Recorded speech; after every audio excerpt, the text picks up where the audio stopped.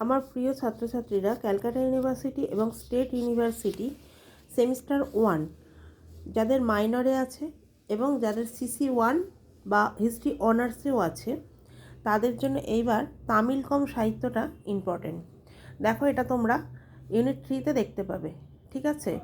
এটা যেহেতু একটু মনে রাখার বিষয়, ওই জন্য এই সাবজেক্টের ওপর ক্লাসটা একটু আগে আগে তোমাদেরকে করিয়ে দিচ্ছি। এখানে প্রশ্ন আসতে পারে, তামিল কম বলতে কী বোঝো এবং প্রাচীন তামিল কম সংস্কৃতির বৈশিষ্ট্য সম্পর্কে আলোচনা করো। ওকে, তো এখানে দেখতে পাচ্ছ যে আমরা আগে তামিল কম বলতে কি আছে সেটা বুঝিয়েছি, তারপর এটার ব্যুৎপত্তিগত অর্থ, তারপর হচ্ছে ব্যক্তি। একটু ঠান্ডা লেগেছে, একটু বুঝে নিও, কথাটা নাকে নাকে আসছে। এরপরে এইটা যখন তোমরা ক্লিয়ার হয়ে যাবে, বুঝবে, তারপর তোমাদের নেক্সট ক্লাসে আমি সঙ্গম সাহিত্যের ওপর একটা ক্লাস করাবো এবং নোট দিয়ে দেবো। তো তোমরা একটু ফোনটা ধরে ধরে নোটটা লিখেও নিতে পারো। দেখো, তামিল কথাটাতে আমরা বুঝতে পারছি যে দক্ষিণ ভারতের কথা হচ্ছে, তামিল কম, ঠিক আছে? তো তামিল যুক্ত আকম, সেইখান থেকে এসেছে তামিল কম, হলো। তো মোটামুটিভাবে আমরা বলতে পারি এই কথার অর্থ হচ্ছে তামিলদের বাড়ি।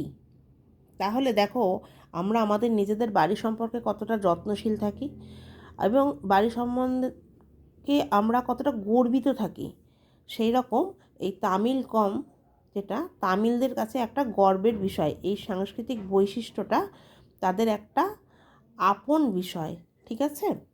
তাহলে আমরা দেখি, এবার প্রশ্নে চলে আসছি উত্তরটায়। তামিল কম বলতে ভারতীয় উপমহাদেশের প্রায় দক্ষিণতম অঞ্চল জুড়ে প্রাচীন তামিল জনগণের দ্বারা অধিষ্ঠিত ভৌগোলিক অঞ্চলকে বোঝায়। একদম সোজা ভাষায় লেখা। আচ্ছা, তামিল কম আজকের মানে এখন যেগুলো তামিলনাড়ু, কেরালা, পুদুচেরি, লাক্ষাদ্বীপ, অন্ধ্রপ্রদেশ এবং কর্ণাটকের দক্ষিণ অংশকে সংযুক্ত করেছে। দেখো, এমনি দক্ষিণের ব্যাপার স্যাপার, আবার এই জায়গাগুলোর কোন দিকটা না, দক্ষিণ দিকটাকে সংযুক্ত করেছে। আরও ভালোভাবে মনে থাকবে। ঐতিহ্যগত বিবরণ এবং তোলকাপ্পিয়াম এই অঞ্চলগুলিকে একটা সাংস্কৃতিক এলাকা হিসেবে উল্লেখ করেছে, যেখানে তামিল ছিল প্রাকৃতিক ভাষা। প্রাচীন তামিল সংস্কৃতি দেশটি বিভিন্নভাবে বিভক্ত ছিল। এবার দেখো, এদের মধ্যে কোন কোন রাজ্যগুলি ছিল: চেরা, চোল, পান্ড্র, সমস্ত কিছু, ঠিক আছে?